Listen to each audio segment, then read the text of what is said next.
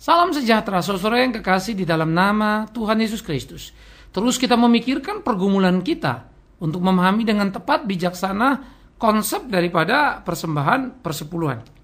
Bilangan pasal 18 25 sampai 27 demikian firman Tuhan.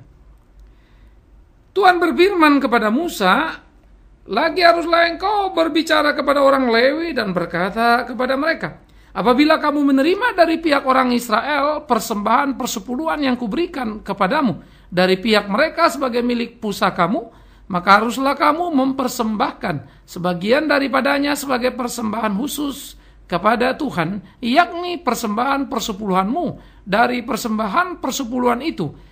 Dan persembahan itu akan diperhitungkan sebagai persembahan khususmu, sama seperti gandum dari tempat penggirikan dan sama seperti hasil dari tempat pemerasan anggur.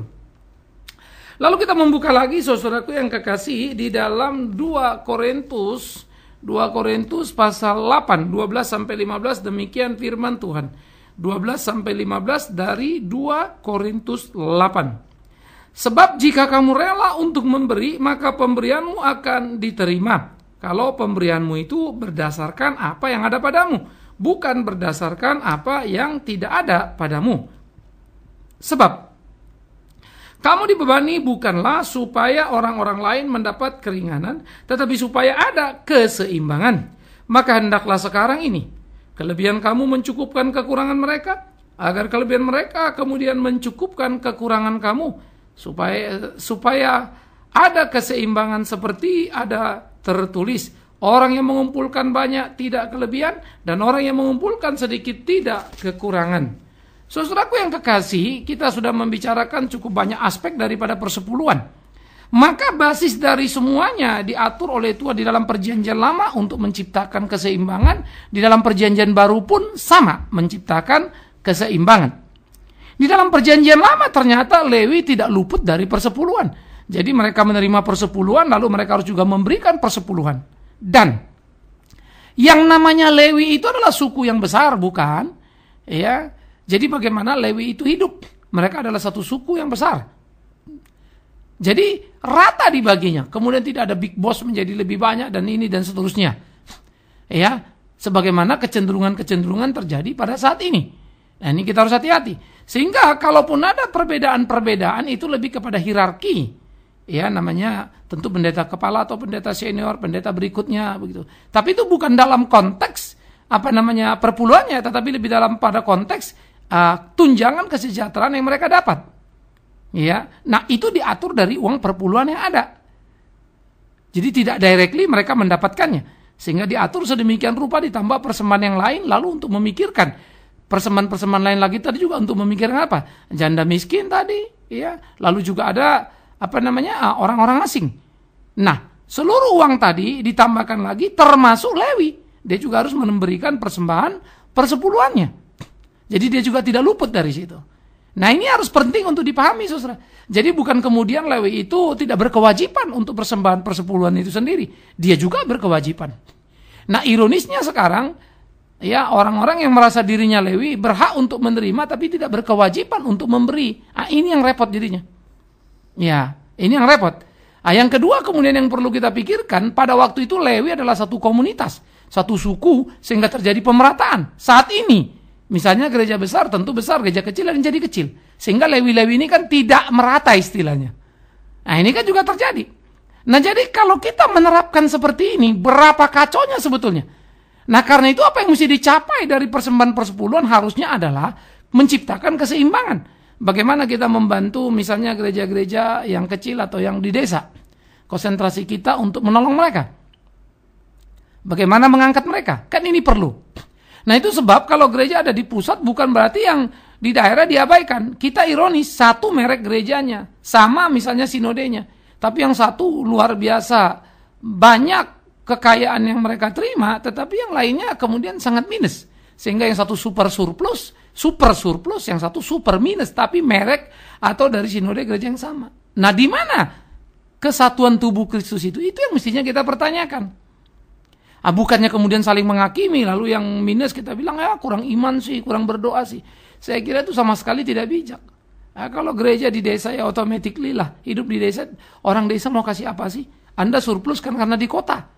Nah mestinya mensupport dong, sehingga ada keseimbangan kota dan desa. Itu yang mesti kita pikirkan. Sehingga saudara yang kekasih, di dalam seperti itu mestinya kita punya satu perasaan, perasaan yang peka terhadap perasaan bersalah kalau kemudian kita mengabaikan apa yang seharusnya kita lakukan. Karena itulah kita perlu untuk dengan sungguh-sungguh melakukan apa yang menjadi kehendak Tuhan, sehingga kita tidak salah langkah, tapi kita boleh tepat melangkah seperti apa yang Tuhan kehendaki. Ini penting, sehingga dengan demikian dalam kehidupan kita bisa menjalani hari-hari kita seperti apa yang Tuhan mau. Kita bisa memuliakan Tuhan kita. Kita bisa melakukan apa yang menjadi kehendaknya. Ini perlu. Nah jadi saudaraku yang kekasih, prinsip persepuluhan di dalam perjanjian lama maupun perjanjian baru adalah azas utama dan pertamanya keseimbangan. Sehingga tidak ada yang miskin-miskin banget, kaya-kaya banget. Kalau kemudian persembahan persepuluhan, lalu kita lihat dalam keseharian ada kepincangan, itu terjadi persis seperti zaman orang ahli Taurat dulu. Orang-orang Farisi ahli Taurat itu begitu. Mereka pintar sekali ngomong ini itu, tapi untuk keuntungan dirinya. Nah kita seringkali menerjemahkan Farisi itu sebagai orang yang pintar bicara tapi tidak melakukan. Yes, betul. Tapi Anda jangan lupa, mereka adalah juga orang yang memperkaya dirinya. Jadi harus hati-hati juga. Jangan berkelat-kelit, lalu berkata Farisi itu orang banyak belajar tapi tidak melakukan. Sehingga dibuat kesimpulan, jangan terlalu banyak belajar, nanti kayak Farisi. Nah kalau malas, lalu bilang jangan belajar, ini kan ironis. Jadi jangan juga begitu, kita harus belajar banyak, tapi melakukan. Bagaimana kau bisa melakukan banyak kalau tidak tahu banyak? Kalau tahunya sedikit, lakukan sedikit, rasanya sudah banyak, sudah semuanya kan begitu. Itu kan bahaya. Tapi aspek kedua juga dari Farisi adalah, ternyata mereka seringkali lalai memberikan perpuluhan dan mereka cenderung hanya memperkaya diri sendiri. Mereka tidak menciptakan kebenaran dan keadilan, khususnya apa yang menjadi hak janda miskin mereka abaikan. Nah ini kan kejahatan dalam agama. Nah itu terjadi saudaraku. Nah oleh karena itulah diperlukan sebuah kejujuran menikmati berkat Tuhan dalam kebersamaan tubuh Kristus. Sehingga kita bisa saling membantu satu dengan yang lainnya. Kan begitu indahnya hidup ini. Ketika kita bisa berbagi. Ya, saudara, saya pikir ini menjadi sangat luar biasa. Ya, bagaimana hidup kita berbagi? Tentu tidak dalam kesembarangan. Saya banyak sekali orang datang lah, inilah, itulah, bantuan ini, minta itu. Yang kadang-kadang saya juga suka bingung. Karena mereka berpikir saya mungkin berkelebihan kali. Ya. Tetapi di dalam keterbatasan kita, ya, dalam keterbatasan saya juga pribadi, kita terus berbagi. Makanya kita selalu ada persembahan untuk misi yang kita taruh, lalu bagaimana juga gereja ambil bagian dalam menggarap pekerjaan Tuhan. Saya memakai juga apa yang saya terima, apa yang saya bisa kumpulkan dari berkat Tuhan, ya, untuk juga dipakai lagi pelayanan. Nah, maka kita bikin sekolah di desa. Itu yang membuat saya sangat berobsesi tinggi membangun sekolah di desa. Sekolah yang keluar uang terus, yang subsidi. Ya, yang sulit membayangkannya itu mandiri, entahlah 20, 30, 40 tahun lagi. Ya, tapi dalam waktu dekat ini akan sulit. Apalagi konsep kita bedol desa, bahwa anak desa dan mereka dididik, dipimpin sedemikian rupa. Ya. Kemarin ini satu anak kami ikut pertandingan fisika atau olimpiade fisika di Korea. Saya sendiri pribadi belum pernah ke Korea. Tapi anak saya dari Kalimantan, anak desa sudah ke Korea. Ya, sebelumnya dia ikut pertandingan semacam persahabatan lah begitu ya. Itu di India. Nah, dia SMP kelas 3. Saya ketemu lalu bicara sama dia. Bagaimana nanti kamu siapkan diri untuk bertumbuh, berkembang, dan seterusnya.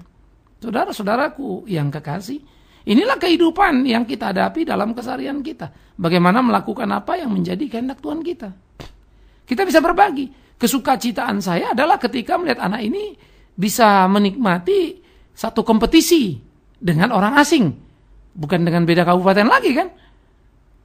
Nah ini kan orang desa lompat jauh sekali. Karena boleh kita Kalimantan tapi bukan ibu kota provinsi. Kita di kabupaten yang baru dimekarkan. Ini bupati baru 2 periode. Ya, ini periode kedua. Nah, itu yang kita hadapi, itu yang kita jalani. Jadi kesukacitaan itu adalah ketika berbagi. Yang kumpulkan banyak tidak lebih, yang sedikit juga tidak kekurangan. Itu betul sekali. Nah, di situ kenapa? Karena ada keseimbangan yang bisa kita bagikan. Kita distribusikan. Nah, karena itulah mari kita belajar menghayati bahwa apa yang kita miliki berkat-berkat Tuhan adanya. Jadi kalau kita memberikan persepuluhan kita, itu hanyalah sebagai satu dasar hitung kita saja sebetulnya kan. Dasar hitung untuk memberikan persembahan kita. Tetapi jangan pernah menganggap kalau sudah ngasih persepuluhan, lalu 90% itu uang kita. Salah besar kan. 100% milik kita, milik Tuhan. Ya, saya orang yang tidak terlalu suka berhitung-hitung 10% gitu. Ya, tapi jangan bilang saya nggak ngasih 10%, sorry. Saya lebih dari itu. Yang saya bilang saya tidak suka karena seringkali orang merasa dia sudah memberi, menjalankan kewajibannya ketika memberi perpuluhan. Dia lupa apa yang Tuhan mau dan maksud dari semuanya. Apalagi itu dijadikan kewajiban, bukan kesukarelaan. Nah, ini lebih gawat lagi. Sehingga orang sebetulnya seringkali memberi karena terintimidasi. Ya, kewajiban. Dengan asumsi-asumsi yang lebih parah lagi, bisa balik lagi nanti sekian kali. Jadi kita berhitung dengan Tuhan. Sehingga itu bukan lagi ungkapan syukur. Kan ironis ini. Nah, kalau kita berhitung dengan Tuhan, apa enggak gawat kita ini? Padahal apa yang bisa kita kasih, jangan lupa. Ketika kita bisa dapat 1 juta, itu anugerah Tuhan. Kalau bisa kita berikan 10 darinya 100.000, itu pun kemurahan Tuhan. Bagaimana kau bisa bilang, Tuhan aku udah kasih 100.000 dari 1 juta. Sekarang balikin dong yang 100.000 2 kali atau 60 atau 90 bahkan 100 kali lipat. Apa enggak gila kita ini?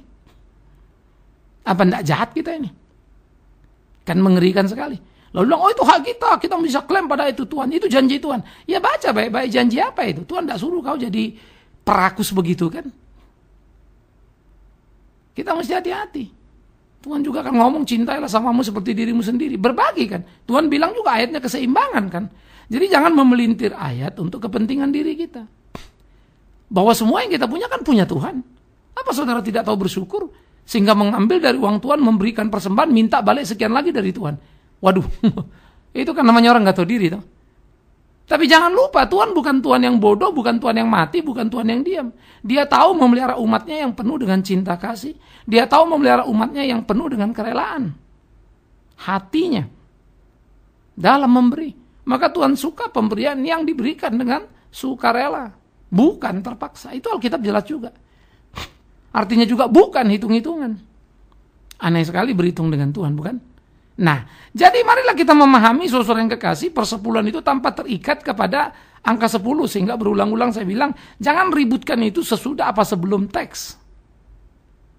Ya, jangan iming-iming orang memberikan persepuluhan supaya terima banyak. Atau jangan takut-takutin orang tidak memberi persepuluhan akan dihukum Tuhan. Kalau dia melakukan hanya karena takut pada kalimat kita, celaka sekali. Biarkanlah dia tahu karena pengenalannya akan Tuhan. Kalau memang masih di bawah dan dia tidak akan terbeban memberikan, biarkan di situ, itu pengenalan dia. Nah, bagaimana menolong dia mengerti kehendak Tuhan? Bukan cuma main angka saja. Maka banyak orang-orang sebetulnya yang kecewa dengan kekristenan lalu mereka ada di luar. Tadinya sudah masuk dalam gereja. Mereka menganggap semuanya urusannya uang, uang, dan uang. Ironis sekali. Kalau orang sudah mengerti Tuhan, kasih Tuhan, bahwa tadinya dia ke neraka dipindahkan ke surga oleh penebusan Kristus. Apalah artinya 10? Jangan bilang 10, 50, 100% pun dia akan kasih. Itu Sakeus. Ketika Tuhan meminta dia untuk makan di rumahnya sebagai wujud penerimaan Tuhan atas dirinya. Waduh, Sakeus sukacita luar biasa. Separuh dari hartanya, 50%, langsung dia berikan. Langsung drop 50% hari itu. Nah, itu kesukacitaan. Ya, bukan cuma 10. Jadi kita mesti mengerti itu. Jadi saudara juga nggak bisa bilang, oh itu persembahan khusus, oh itu lain lagi. Ya, tidak perlu kita berdalih. Kalau dia sudah berani memberikan 50%, apalagi cuma 10%, kecil itu. Yang jadi persoalan apa? Sikap hatinya, suka citanya. Jadi jangan kita belit diri kita ini dengan berbagai aturan-aturan yang tidak jelas. Ya, lalu kita membuat hitung-hitungan versi sendiri kita, lalu cari ayat dipaksa untuk jadi ayat pendukungnya, melegalisasi semuanya. Demi Tuhan yang hidup, mari kita lakukan itu dengan sukarela. Tapi kalau saudara mau menjadikan 10 angka perpatokannya, minimum 10% tiap bulan ada yang saya sisihkan. Tapi bukan berarti 90 punya saya, tetap punya Tuhan. Yang saya harus juga pakai untuk pelayanan yang Tuhan mau, Tuhan kehendaki. Begitu kan saudara? Nah ini akan menjadi sesuatu yang indah dalam hidup kita. Dan itu akan menyenangkan sekali. Nah itulah yang perlu kita lakukan. Jadi, saudara-saudaraku yang kekasih di dalam Tuhan, pikirkan, renungkan apa yang harus kita kerjakan dalam kehidupan, supaya hidup kita menjadi hidup yang menyenangkan hati Tuhan kita. Jalankan apa yang menjadi kehendaknya. Muliakan Dia senantiasa. Nah itulah hari-hari kita. Sehingga dengan demikian, kita terus berjalan dalam hidup kita, melakukan kehendak Tuhan kita. Ya, nah ini yang saudara mesti pikirkan. Nah oleh karena itu, saudara-saudara yang kekasih di dalam Tuhan, bagaimana hidup menyenangkan hati Tuhan?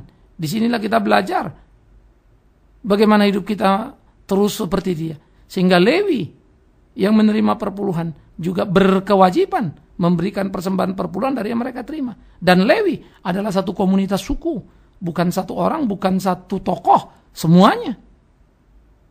Karena mereka adalah orang-orang yang dihususkan untuk melayani. Jadi semua itu yang disebut Lewi yang bekerja di bait Allah itu. Mungkin kalau istilah kita sekarang itu bukan cuma pendeta toh itu. Ya, koster dan lain-lain itu juga di situ tuh masuk itu. Karena mereka khususkan diri untuk pelayanan, cuman tugasnya ABC. Tapi zaman sekarang kan kita tidak pakai istilah suku-suku lagi. Nah, jadi Lewi itu jangan sekedar jabatan imamnya loh.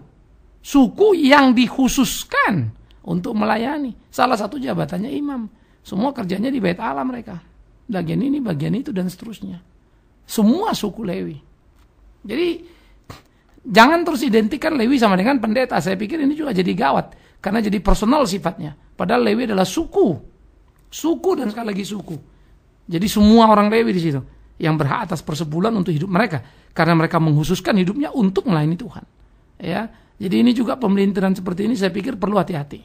Tapi inti dari semuanya adalah apakah kemudian apa yang kita sebut sebagai keseimbangan itu tercipta? Itu yang perlu. Tercipta tidak keseimbangan itu? Kalau tidak tercipta ada yang salah. Nah, keseimbangan itulah yang perlu kita jalani. Keseimbangan itulah menjadi warna dalam hidup dan pelayanan kita dari hari ke hari. Sehingga di dalam semuanya itu, saudara yang kekasih di dalam Tuhan, Lewi ambil bagian mengerjakan apa yang memang mereka harus kerjakan.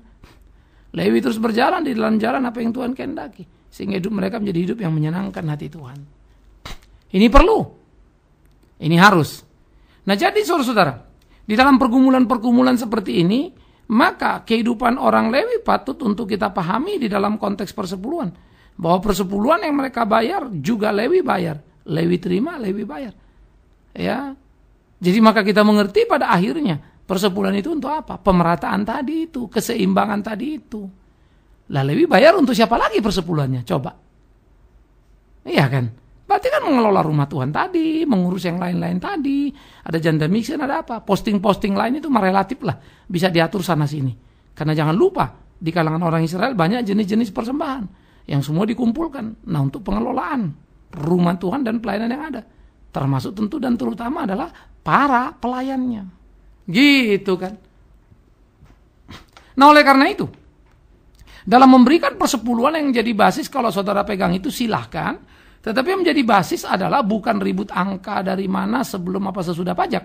Tapi kesukarelaan dan kesadaran yang dibangun dengan utuh.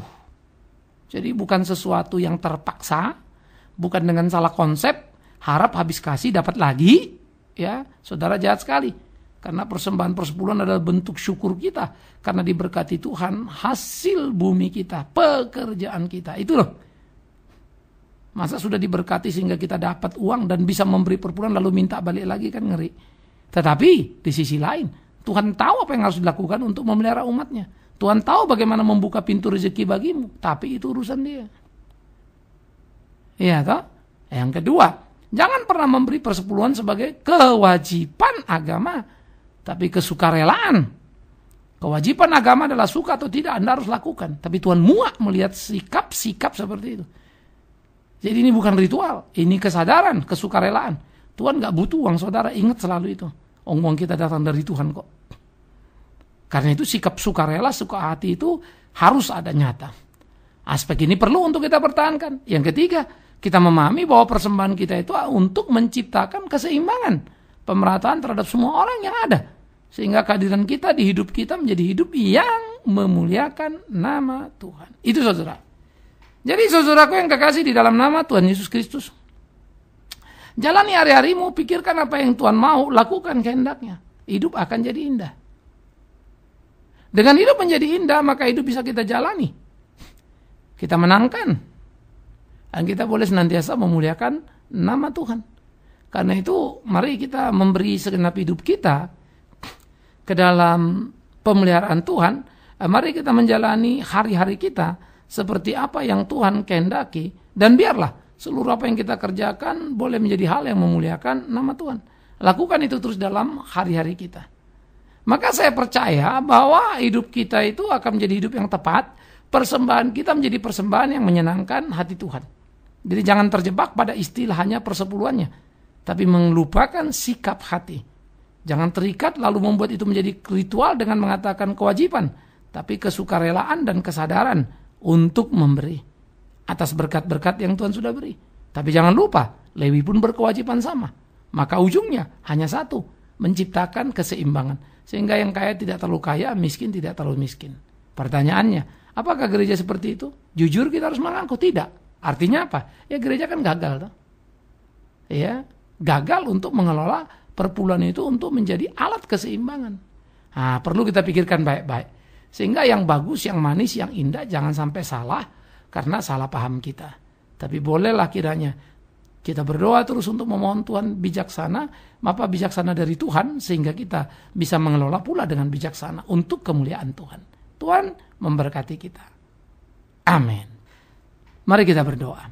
Kami bersyukur, kami berterima kasih jika Tuhan memberikan kami pencerahan lewat firman-Mu. Terus tolong tuntun pimpin kami tak salah melangkah. Terima kasih ketika kami diajar untuk mencipta keseimbangan dalam kehidupan karena itu adalah sebuah keindahan. Terima kasih karena dengan demikian kami belajar untuk menjadi tubuh Kristus yang seutuhnya, yang saling memikirkan satu dengan yang lainnya.